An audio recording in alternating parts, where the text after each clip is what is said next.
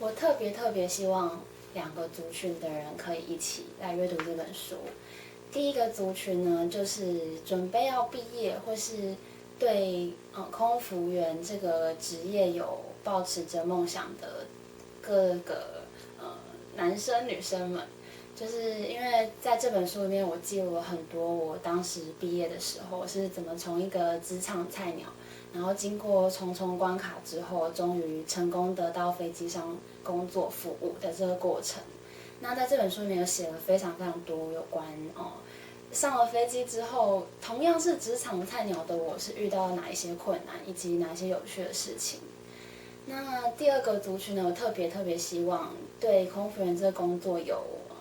不是很了解的这些长辈们可以一起来阅读。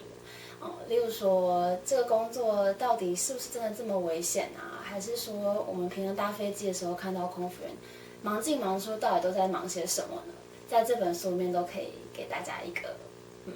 很完整的答案。